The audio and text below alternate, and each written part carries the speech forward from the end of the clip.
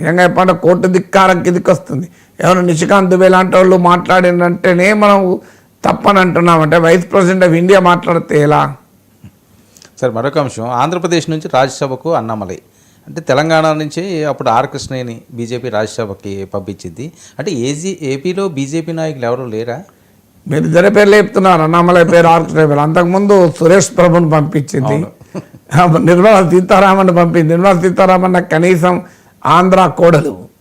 So మరి ఏ రకంగా పంపిస్తారంటే భారతీయ జనతా పార్టీకి ఆంధ్రప్రదేశ్ పట్టున గౌరవం అది. ఎస్, జాతీయ పార్టీ తమ నాయకుల్ని ఇతర రాష్ట్రాల నుంచి పంపించుకుంటారు, తప్పేమి కాదు, నేను దాన్ని తప్పు పట్టలేను.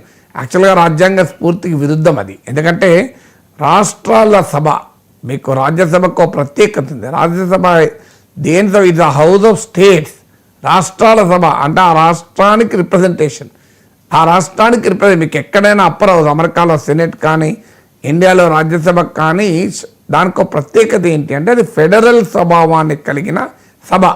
అంటే అన్ని రాష్ట్రాలకు ప్రాతినిధ్యం ఉండేటువంటి సభ. నువ్వు రాష్ట్రాలకు ప్రాతినిధ్యం ఉండే సభలో రాష్ట్రేతరులను పెట్టడమే రాజ్యాంగ స్ఫూర్తికి విరుద్ధం. అయినా జాతీయ పార్టీలు వాళ్ళ అవసరాల రీత్యా పెడతాయి.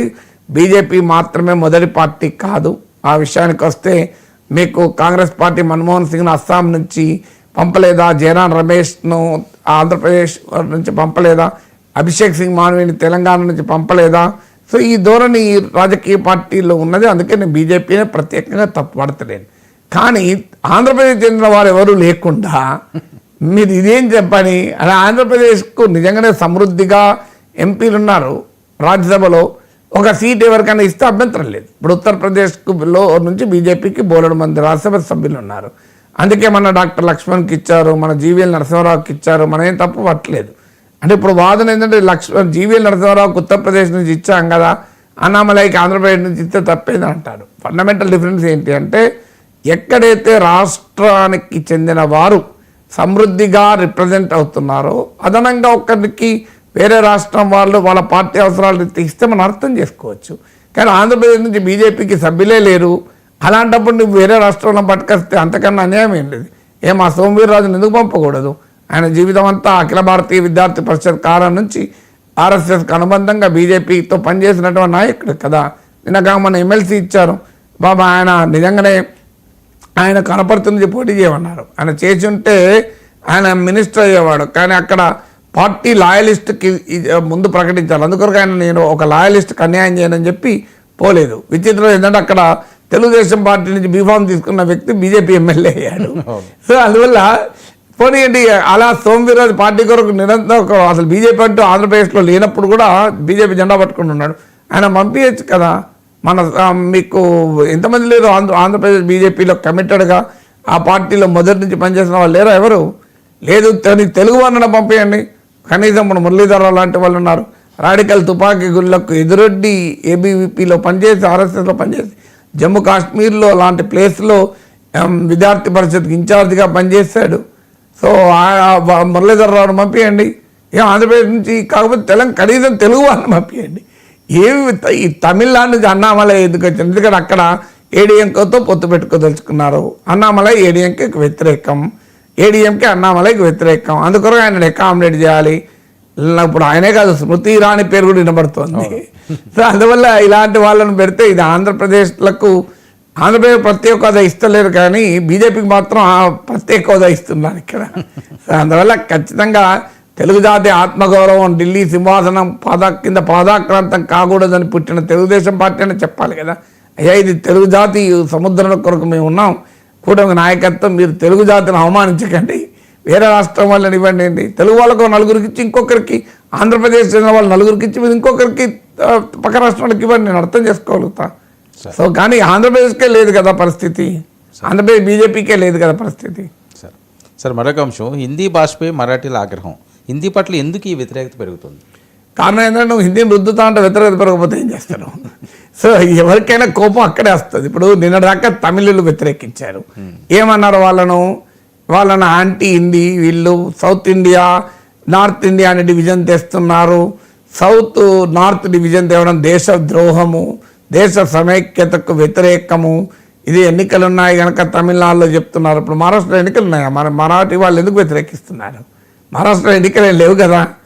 తమిళనాడులో అంటే 1 yearలో ఎన్నికలు ఉన్నాయి. స్టాలిన్ తన అవినీతి పాలన, తన ప్రజా వ్యతిరేక పాలన నుంచి ప్రజల దృష్టి మళ్లించడానికి హిందీ వ్యతిరేక రాగం అందుకున్నారు అని అనుకుందాం.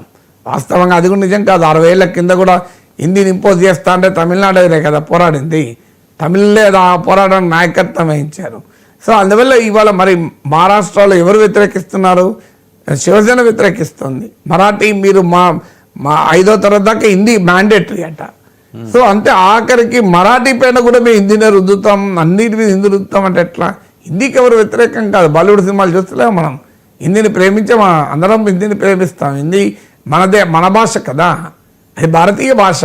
అసలు ప్రపంచంలో ఏ భాష పట్ల దేశం ఉండకూడదని చెప్పేవాళ్ళం మనం. హిందీకి వ్యతిరేకం, హిందీకి ఎవరూ వ్యతిరేకం కాదు. హిందీకి రుద్దడానికి వ్యతిరేకం, హిందీ ఆధిపత్యవాదానికి వ్యతిరేకం, హిందీ ఇతర భాషల్ని తక్కువగా చూసి హిందీని ఎక్కువగా చూసేటువంటి వివక్షపూరిత రాజకీయానికి వ్యతిరేకం. దాన్ని ఎవరైనా హిందీని ఎందుకు వ్యతిరేకిస్తున్నారు? ఇటీవల సుప్రీంకోర్టు తీర్పు చెప్పింది హిందీ ఉర్దూ రెండింటికి కూడా ఒకే హోదా ఉంది, అసలు మతం వేరు భాష వేరు అని. సో అందువల్ల మీరు ఇతర భాషల్ని అవమానించే రీతిలో వ్యవహరిస్తున్నారు కనుక సమస్య వచ్చింది. అమిత్ షా ఏమంటాడు, హిందీ భారతీయ ఆత్మ అన్నాడు. నేను ఆ రోజుల్లో కూడా అన్నాను, హిందీ ఆత్మ అయితే మా తెలుగు ప్రేతాత్మ అవుతుందా అని. ఆత్మ ఒక్కటే ఉంటుంది, నా తెలిసిన 2 ఆత్మలు ఉండవు. మరి హిందీ ఆత్మ అయితే మా మీద ఉండదు. రాజ్యాంగం ఒప్పుకుంటుందా? మీరు ఒకసారి 5 షెడ్యూల్ చదవండి, ఎన్ని భాషలు ఉన్నాయో కనబడతాయి.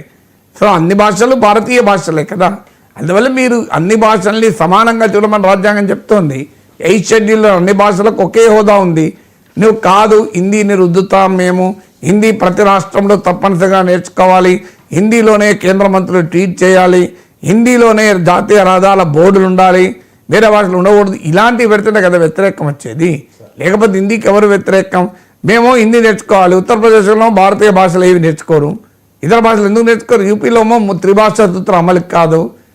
తమిళనాడు వాళ్ళు, తెలంగాణ వాళ్ళు, ఆంధ్ర వాళ్ళు, మహారాష్ట్ర వాళ్ళకి మాత్రమే త్రిభాషా సూత్రమా? ఉత్తరప్రదేశ్లో ఎందుకు త్రిభాషా సూత్రం ఉండదు?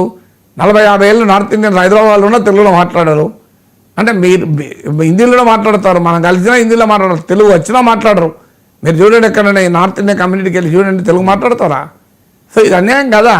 సో అందువల్ల మేము అంటున్నాయంటే మీరు ఉత్తరప్రదేశ్లో కూడా తెలుగు నేర్చుకోండి, తమిళం నేర్చుకోండి, కన్నడ నేర్చుకోండి, ఆఖరికి మరాఠీ నేర్చుకోండి. మేము హిందీ కూడా నేర్చుకుంటాం, కానీ మేము నేర్చుకోం, మీరు మాత్రం నేర్చుకోవాలి. అంటే ఈ దేశ సమైక్యత, దేశభక్తి, భారతదేశంలో హిందీ భాష మాట్లాడే వాళ్ళకి అవసరం లేదా? ఓన్లీ నాన్ హిందీ భాషల వాళ్ళకేనా దేశభక్తి కావాల్సింది? సో అందువల్ల ఈ హిందీ ఆధిపత్యవాదాన్ని మాత్రమే తమిళనాడు నుంచి మహారాష్ట్ర వరకు ప్రజలు వ్యతిరేకిస్తున్నారు. వయా కర్ణాటక, అప్పుడు కర్ణాటకలో కూడా అదే గొడవ. సార్ ఏంటి కూటమి స్పీడ్ పెంచిందా? కసిరెడ్డి, పిఎస్ఆర్